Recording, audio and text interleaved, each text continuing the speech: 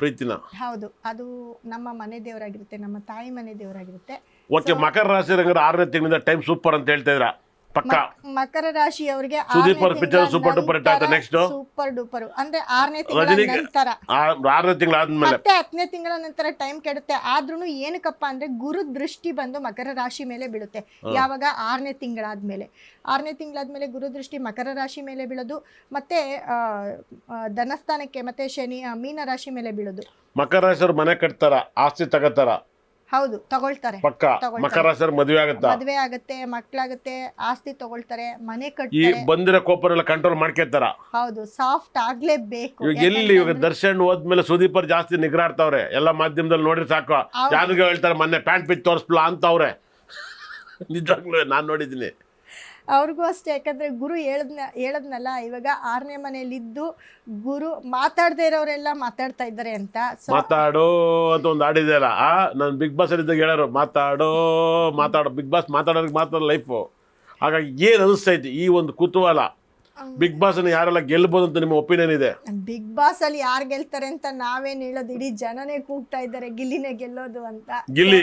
ಹೌದು, ಗಿಲ್ಲಿನ ಏನಾದ್ರು ದಬಾಕಿದ್ರೆ, ಗಿಲ್ಲಿನೇನಾದ್ರೂ ದಬ ಹಾಕಿದ್ರೆ ಆ ಲೇಡಿ ಒಬ್ರು ಇದಾರಲ್ಲ ಅಶ್ವಿನಿ ಅಂತ, ಅವರು ಬರ್ಬೋದು. ಚಾನ್ಸಸ್ ರೈಟ್ ಲೆಫ್ಟ್ ಅಲ್ಲಿ ಲಿಬ್ರಲ್ ಒಬ್ರು ಇರ್ತಾರೆ ಅಂತ ಹೇಳಿದ್ರೆ, ಮಿತಾ ಮೇಡಮ್ ರೈಟ್ ಲೆಫ್ಟ್ ಒಂದು ಹೆಣ್ಣು ಒಂದು ಗಂಡು ಹೇಳಿದರೆ ಯಾವತ್ತೂ ಯಾರು ಗೆದ್ದಿಲ್ಲ, ಲೇಡೀಸ್ ಗೆದ್ರೆ ಅದು ಜನ ಏನು ಬೇಜಾರ ಮಾಡ್ಕೊಳಲ್ಲ. ಹೌದು, ಅದು ತುಂಬಾ ಒಂದು ಪಾಸಿಟಿವ್. ಯಾಕಂದ್ರೆ ನೇರವಾಗಿ, ಯಾಕಂದ್ರೆ ಸುದ್ದಿ ಗೆದ್ದಿದ್ದು ಒಂಥರ ಕ್ರಾಶ್ ಅಲ್ಲಿ ಇದೆ, ಅದೇನೋ ಒಂಥರ ನನಗೂ ಗೊತ್ತಿರೋ ಪ್ರಕಾರ ಮಿಸ್ಅಂಡರ್ಸ್ಟ್ಯಾಂಡಿಂಗ್ ತರ ಇದೆ, ಜನ ಒಪ್ಕೊಂಡ್ರ. ಲೇಡೀಸ್ ಹೌದೌದೌದು. ಬಿಗ್ ಬಾಸ್ನ ನೀವಂತೂ ನೋಡಕ್ ಟೈಮ್ ಇಲ್ಲ, ಅದು ಇರೋದ್ರಲ್ಲಿ ಹೇಳಿದ್ರೆ. ಯಾಕಂದ್ರೆ ನೀವು ತುಂಬಾ ನಿಮಗೆ ಕ್ರಿಸ್ಟಲ್, ನ್ಯೂಮರಾಜಿ, ಟಿವಿ ಚಾನಲ್, ಆಫೀಸ್ ಚಾನಲ್ಗೆ ನೋಡೋಕೆ ಸಾಕಾಗ್ತಿದೆ. ಮಕರ ರಾಶಿಯವ್ರಿಗೆ ಹಂಗಾರೆ ಈ ವರ್ಷ ಮನೆ ಕಟ್ತಾರೆ, ಗುದ್ದಿ ಪೂಜೆ ಮಾಡ್ತಾರೆ ಅಂತ ಎಲ್ಲನೂ ಕೂಡ ಹೇಳ್ತಿದ್ರೆ, ಟೈಮ್ ತಗೋತಾರೆ ಅಂತ ಹೇಳ್ತಿದ್ರೆ. ಅದೇ ರೀತಿಲಿ ಮಕರ ರಾಶಿಗೆ ಏನಾದ್ರು ದೋಷಗಳಿದ್ರೆ ಯಾವ ಸ್ಟೋನನ್ನ ಯೂಸ್ ಮಾಡಬೇಕು, ಯಾವ ಟೆಂಪಲ್ ಅಟೆಂಡ್ ಮಾಡಬೇಕು? ಸಣ್ಣ ಪುಟ್ಟ ದೋಷ ಬಂದವ್ರಿಗೆ ನೋಡಿ, ಸಣ್ಣ ಪುಟ್ಟ ದೋಷ ಅಂತ ಬಂದಾಗ ಮಕರ ರಾಶಿಯವರಿಗೆ ಮುಖ್ಯವಾಗಿ ಶನಿಯ ಒಂದು ಆರಾಧನೆಯನ್ನು ಅತಿ ಹೆಚ್ಚು ಮಾಡಬೇಕಾಗುತ್ತೆ. ರಾಶಿಯಾಧಿಪತಿ ಅವನೇ ಆಗಿದ್ದು, ಅವನು 3ನೇ ಮನೆಯಲ್ಲಿದ್ದಾನೆ. ಮತ್ತು ರಾಹುವನ್ನು ಕೂಡ ತುಂಬ ಆರಾಧಿಸಬೇಕಾಗುತ್ತೆ.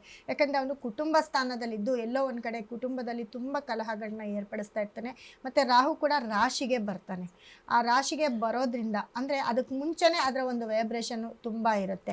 ಸೊ ಹಾಗಾಗಿ ರಾಹು ಮತ್ತು ಕೇತುವಿನ ಪೂಜೆ ಮಾಡಿದ್ರೆ ತುಂಬ ಒಳ್ಳೆಯದಾಗುತ್ತೆ. ಅಲ್ಲಿ ಒಂದು ಟೆಂಪಲ್ ವಿಸಿಟ್ ಮಾಡೋದಾಗಿರ್ಬೋದು, ಅಥವಾ ರಾಹು ಕಾಲದಲ್ಲಿ ಅವರು ಯಾವುದೇ ಒಂದು ಪೂಜೆ ಮನೇಲೇ ಕೂತ್ಕೊಂಡು ಮನೇಲಿ ಒಂದು ದೀಪ ಹಚ್ಚಿದ್ರು ಸಾಕು, ಅದು ಆ ಒಂದು ಬ್ಲೆಸ್ಸಿಂಗ್ ಅವ್ರಿಗೆ ಯಾವಾಗಲೂ ಕಾಯ್ತಾ ಇರುತ್ತೆ. ಮಕರ ರಾಶಿಯವರಿಗೆ ಅಷ್ಟೊಂದು ಯೋಗ ಇದೆ ಅಂತ ಹೇಳ್ತಿದ್ರೆ 6ನೇ ತಿಂಗಳ ನಂತರ? ಹೌದು, 6ನೇ ತಿಂಗಳ ನಂತರ ಒಂದು 3 ತಿಂಗಳು ತುಂಬಾ ಚೆನ್ನಾಗಿರುತ್ತೆ. ಮತ್ತೆ 6, 7, 8, 9, 10 ತಿಂಗಳ ನಂತರ ಮತ್ತೆ ಗುರು ಚೇಂಜ್ ಆಗ್ತಾರೆ. ಸೊ ಗುರು ಸಿಂಹ ರಾಶಿಗೆ ಬಂದಾಗ ಮಕರ ರಾಶಿಗೆ ಗುರು ನೀಚ.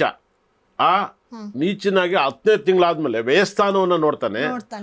ಅಷ್ಟಮ ಸ್ಥಾನದಲ್ಲಿದ್ದು ಧನಸ್ಥಾನವನ್ನು ನೋಡೋದು ದುಡ್ಡು ಬರ್ತಾ ಇರುತ್ತೆ. ದುಡ್ಡು ಬರ್ತಾ ಇರುತ್ತೆ. ವ್ಯಯಸ್ಥಾನವನ್ನ 5ನೇ ಮನೆ ನೋಡೋದ್ರಿಂದ ಮಕರ ರಾಶಿಗೆ ಇವಾಗ ಶನಿ 3ನೇ ಮನೆಯಿಂದ ಕೋಪ, ತಾಪ, ಹೆಣ್ಮಕ್ಳ ಕಾಟ, ಜಗಳ, ಕೇಸ್ ಇವೆಲ್ಲ ಅದರಿಂದಲೇ ನಡೀತೈತಾ? ಹೌದು ಹೌದು. ಯಾಕಂದ್ರೆ 3ನೇ ಮನೆ ಧೈರ್ಯ, ಕಾಮ ಎಲ್ಲವನ್ನೂ ಕೊಡುತ್ತೆ ಜ್ಯೋತಿಷ ರೀತಿಯಲ್ಲಿ. ಬರೀ ಅದಕ್ಕೆ ಸಂಬಂಧಪಟ್ಟಿದ್ದ ಜಗಳವನ್ನ ಆಗ್ತೈತೆ, ಅದಕ್ಕೆ ಬಂದಂಥ ತೊಂದರೆಗಳನ್ನ ಅನುಭವಿಸಿದ್ದಾರೆ.